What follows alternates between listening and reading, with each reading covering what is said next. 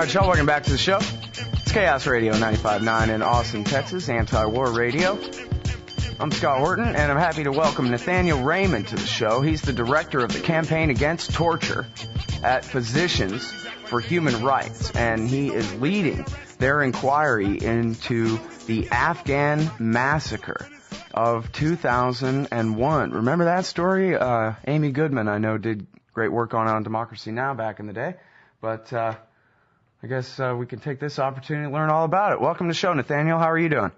I'm doing great, Scott. Thanks for having me on the program today. Well, I really appreciate you joining us today. So now, I guess the first thing I'll ask you is to tell me about Dostum. Who is this? I know he's some Afghan warlord, and I know that Eric Margulies knows him and would like to see him be killed somehow. But that's about all I know about him. Why don't you teach us all about Dostum first here? General Dostum is the head of what's called the Jumbesh Party in Afghanistan, which is a coalition of northern Afghan ethnic groups, primarily the Uzbeks, that has been fighting the Taliban alongside the United States since the 9/11 attacks. And General Dostum, immediately following 9/11, was a critical ally of the United States, primarily working with U.S. Special Forces A-teams and CIA paramilitary personnel. And it was that partnership which led to the capture of Mazar-e-Sharif and the fall of the Taliban in the north. But what Physicians for Human Rights has been investigating is Dostum's alleged responsibility for the massacre of approximately 1,500 to 2,000 surrendered Taliban and al-Qaeda fighters, according to U.S. government documents we've received through Freedom of Information Act requests, that were allegedly suffocated in containers after giving themselves over to General Dostum's Northern Alliance forces and American personnel. Well, you know, I have the New York Times here from just a few days ago. I guess it's January 9th here. The article is called New Afghan Cabinet Picks Still Generate Resistance, and it says here that Abdul Rashid Dostum and his party are very happy with the new list of cabinet officials picked by Hamid Karzai, and apparently they're pretty well represented in the government of Afghanistan right now. I guess, does that mean, because I remember last year Dostum was officially part of the government, right? Does this mean he's kind of stepped back into the background? Well, General Dostum was reappointed basically Chief of Staff of the Afghan Army, which is a ceremonial position, but makes him the chief-ranking officer of the Afghan National Army. General Dostum was removed from that position following a scandal involving him beating and engaging in assault on a political supporter and his son in Kabul in the past 2 years. And it was in the aftermath of that scandal that General Dostum left Afghanistan in December of 2008 and went into exile in Turkey. It was with the recent election and General Dostum's pledge of support of his Jumbesh Party to Karzai's re-election that Dostum returned to Afghanistan and was reinstated as Chief of Staff of the Afghan Army. As you can see, that political support from the Jumbesh Party has translated into several strong cabinet portfolios for senior Jumbesh personnel under the leadership of General Dostum. So he is very much a political figure that is active in the current situation in Afghanistan. Okay, so now that people are familiar with his character, I guess we'll try to take them back to the fall of 2001, where the Air Force had been bombing Al-Qaeda at Tora Bora and all that kind of thing, and they, as they were letting Osama escape, they directed all their energy toward really regime change against the Taliban in Kabul rather than Al-Qaeda once the military really got there, it seems like. And so as people may or may not remember, because in fact, I guess I know there are some people listening to this show who were in maybe middle school or something at the time. You know, a lot of years have gone by now. Basically, Rumsfeld did this light and fast kind of military transformation thing where he tried to outsource as much of the war as possible to the locals. So rather than America really defeating the Taliban, they just armed and paid the Northern Alliance to go ahead and finish off and win their civil war. Is that basically right?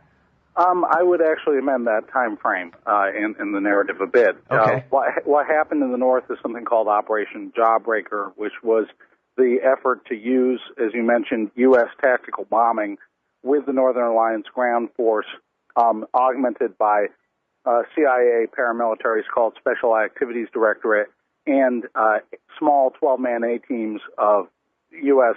Special Forces, the Green Berets. And the point at that time was about capturing the northern strongholds such as Kunduz and Mazar-e-Sharif from a hybrid mix of Taliban and what was called Ansar Brigade. And Ansar Brigade was the forward foreign fighter unit of al-Qaeda that was protecting the north, which was critical for capturing Kabul. The events you describe at Tora Bora, etc., happened after the fall of Kabul, which was accomplished because of U.S. partnership with the Northern Alliance and augmentation of their force with these special forces and tactical bombardment. Tora Bora happened after the Taliban had been ousted and al-Qaeda was on the run through the eastern border with Pakistan. And so really... Right, I guess the Battle of Tora Bora was mostly in December, and the fall of Kabul had come in November, right? Yes, and by this point, by the point of the massacre, that had occurred allegedly before Thanksgiving of 2001. Mm-hmm. So at that point, the U.S. was just finishing up active combat operations to oust the Taliban from power and reclaim the major cities, particularly Mazar-e-Sharif and, of course, Kabul. Okay, and then if I remember right... Well, from Amy Goodman's reporting, and then I guess what you just said earlier, it's between, 1,500 and 2,000 prisoners, you say, were massacred. And how is it that they were massacred or allegedly massacred? They were allegedly massacred, according to a special report in 2002 by Newsweek and our forensic findings at Physicians for Human Rights and the reporting of Jim Risen of the New York Times this past year, by being suffocated in containers after this is an important part of the story, Scott, after the riot at Kali Jangi, where Johnny Michael Spahn, a U.S. CIA paramilitary operative, was killed, and the same time frame when John Walker Lind, quote-unquote, the American Taliban, was captured by U.S. personnel. Well, so what exactly is the context? I mean, are you saying that it was, in a way, like anger and revenge for the uprising and the killing of Mike Spann and all that, or what? What's your point? I'm saying that the Dasht-e-Lele massacre, where these prisoners who were under U.S. and Northern Alliance joint control were suffocated, occurred immediately following the Kali Jangi uprising. But they were the same prisoners, or? They were the Kali Jangi massacre / uprising, however you want to term it, occurred when approximately a couple hundred hardcore Ansar Brigade foreign fighters from al-Qaeda that were being held at Kali Jangi while other prisoners, largely Taliban, were being moved from Kunduz, basically got a hold of an arsenal in the basement of this giant fort, Kali Jangi, which means the House of War, where they were being held. And they killed the CIA operative and began a 3-day battle, which ended up with all of them except 83 dead, approximately 80. And so it was at that point we believe that the additional prisoners who were not Ansar in that initial group at Kali Jangi, who were being taken from Kunduz, were allegedly suffocated on the way to the Sheberghan prison in Dostum's stronghold in the north called the Dar al-Suf. I see. And I remember, I think, part of this from Democracy Now!'s coverage.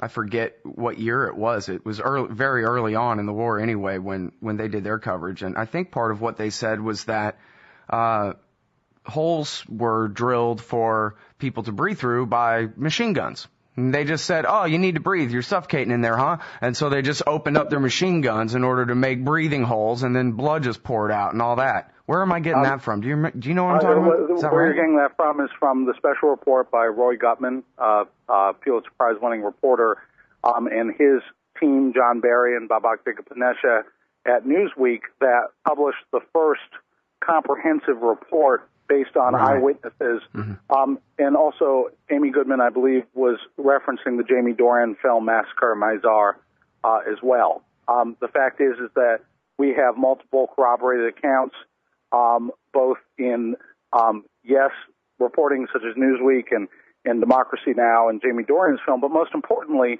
from the Federal Bureau of Investigation.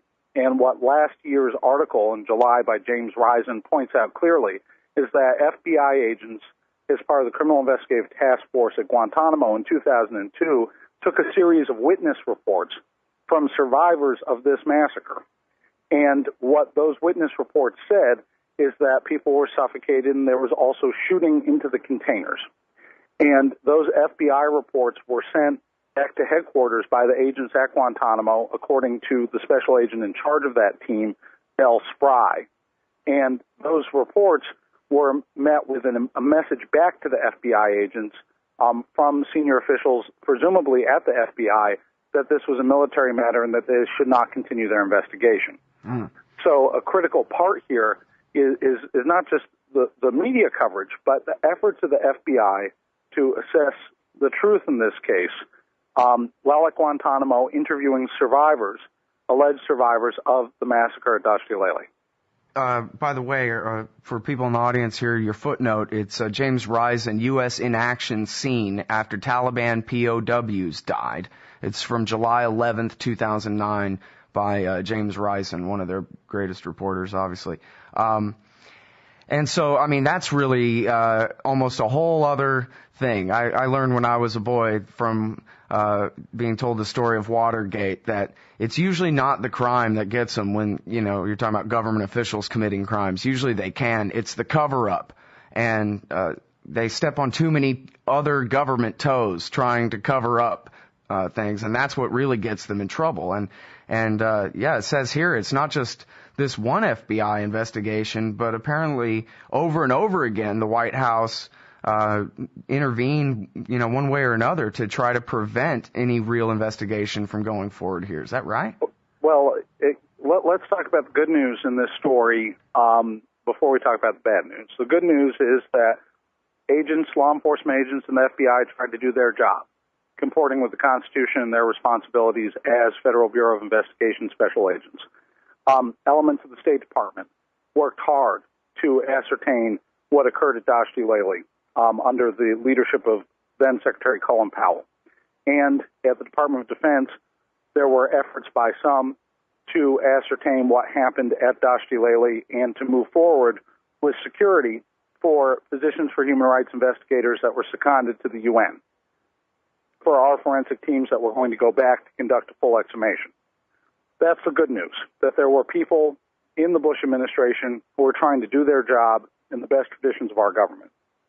The bad news is this, that at the end of the day, as we learn from Risen's reporting, officials such as Zalmay Khalilzad, then at the U.S. National Security Council, made it clear to individuals from the State Department that this was not going to be looked at. Similarly with Deputy Secretary Wolfowitz at DOD. And you really hit the proverbial nail on the head here, Scott. What the task of now is to finally ascertain the truth in terms of what the U.S. government knew, when did it know it, and how did it know it about the Dashti Lele massacre. Underneath the Geneva Conventions and the Uniform Code of Military Justice, we have a responsibility to report and then to investigate all violations of the laws of war, which this alleged massacre clearly is. That obligation has not been fulfilled. We need to fulfill it now. You know what I wonder? Is there any kind of John Yoo style Jay Bybee sort of memo that says, oh, in this case you can determine in a finding that the laws of war don't apply, or did they just cover it up?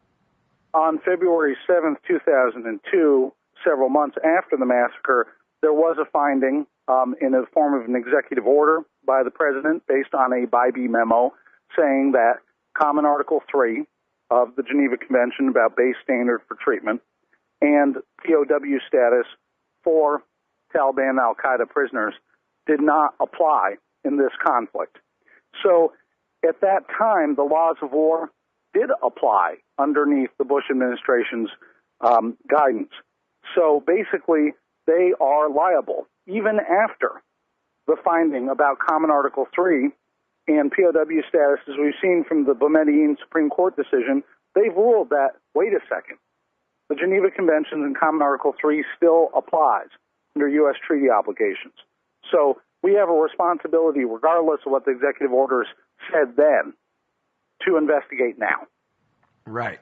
And, and this is sort of, Nathaniel, isn't it, where the law comes up against politics. And after all, ultimately, it's politicians who are in charge of enforcing the law. It doesn't, the Constitution isn't automatic. It's got to be done. And ultimately, if a president wants to cover something up and a Congress won't impeach him for it, then that's it. We just move on. It's sort of like if the Supreme Court rules that murder is constitutional or whatever. Well, that's just the way it is, right? Let me stop you here, Scott, because let's talk about what's been happening. After the Jim Risen story came out, President Obama on CNN ordered his national security team to conduct a fact-finding review of the Daesh Jalali case. Oh, really? That review, which he announced on CNN, is at this point has not been publicly released as to its status or conclusions.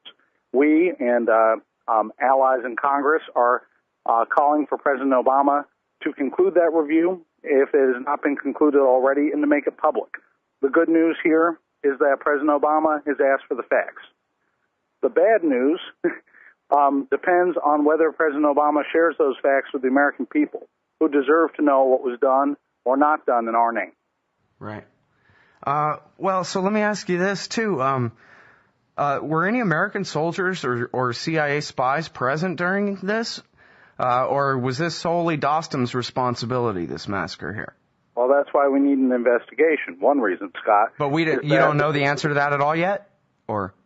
Well, what we know is this, is that it was a joint operation where U.S. Special Forces, as you can see from the record, public record of the U.S. military about the operation, their military history, as you can see in the photographs of Dostum and Special Forces working together. We were direct command and control support for General Dostum in the Northern Alliance. We were calling in airstrikes. We were interrogating prisoners. We were helping to call out prisoners and move them on to Kandahar and Bagram and then on to Guantanamo. It was a joint operation. So in terms of the specifics of U.S. knowledge, we do not know.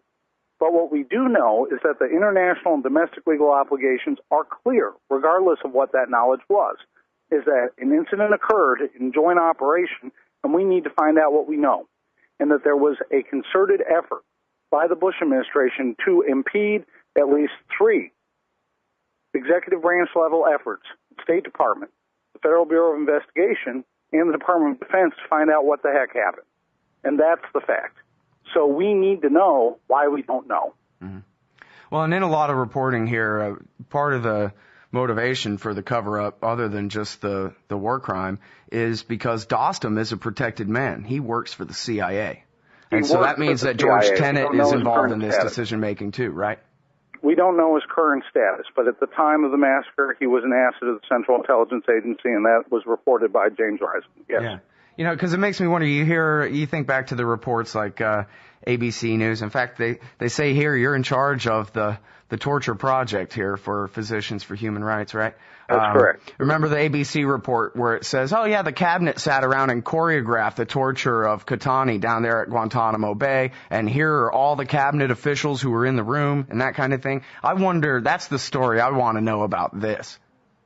You say Powell tried to do the right thing there, right? I wonder if this ever amounted to a screaming match between him and David Addington or anything, Well, these are the questions we need to know. The good news of the past couple weeks is that we won a major federal court decision against the Department of Defense to have them go back and review their Freedom of Information Act filings to comply with our request for all their documents.